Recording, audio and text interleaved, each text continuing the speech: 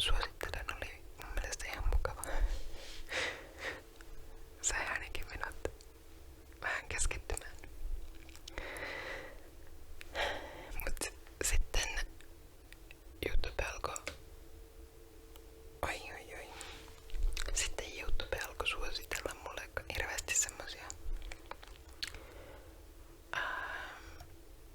näin saat aikaan paljon enemmän asioita. Herää aikaisin ja suorita enemmän. Sen tyyppisiä videoita. Ja mulle tuli hirveä semmonen olo, että ai, voisitko olla vähän luomatta niin paljon paineita. En haluaisi nyt näitä videoita, kiitos. Ei se, että nämä videot ois mitenkään huonoja, että ois huonoa se haluta saada vähän aikaan enemmän, mutta musta olisi myös tärkeää vähän oppia, että miten osais rentoutua ja ottaa vähän aikaa itselle.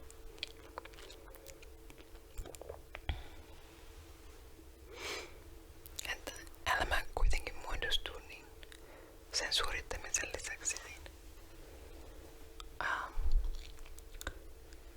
rentoutumisesta ja rentoutuminen on semmoinen tärkeä osa sitä elämää.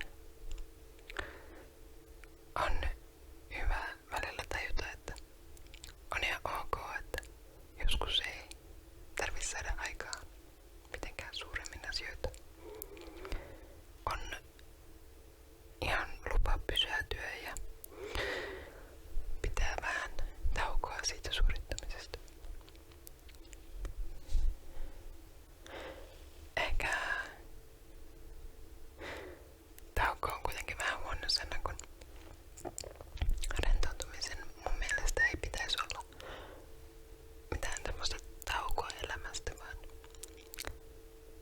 se on vaan osa sitä elämän kokonaisuutta. Mistä sun elämän kokonaisuus muodostuu? Jos otetaan vaikka kynttilä vertauskuvaksi, niin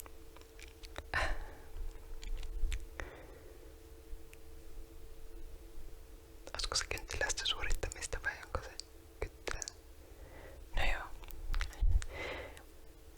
Se mikä ajatus mulla oli, että sun ei kannata sitä kynttilää niin polttaa molemmista päistä, että vaan siitä yhdestä. Että älä tee enemmän, että älä tee liikaa enemmän, mitä sä pystyisit handlaamaan. Ja sit välillä se yksi tulinen kynttiläkin niin kannattaa aina välillä sammuttaa. Ainakin silleen, että sä voisit turvallisesti nukahtaa öisin. Ja sit välillä aina muinakin aikoina. Silloin kun sitä ei voi turvallisesti vaatia, koska paloturvallisuus on ihan hyvä asia ja niin poispäin. Silloin kun se kynttilä ei ole ihan koko ajan palamassa, niin silloin sä pystyt kanssa vähän nauttimaan siitä palamisesta vähän paremmin. Ei ole niin stressisen, että mitä sen kynttilän kanssa on tapahtumassa. Ja sit mulla on jotain tunteita sen niin kun aikaansaavuuden arvona pitämistä kohtaan. Mun mielestä sitä ei kannata ottaa sitä aikaansaavuutta ihan niin vakavasti. Se olisi enemmänkin semmonen kiva sivutuote. Mikä tulee siitä, että on löytänyt jotain, minkä tekemisestä nauttii niin paljon, että sitä haluaa tehdä. Jos siitä huolehtii siitä suorittamisesta liikaa, niin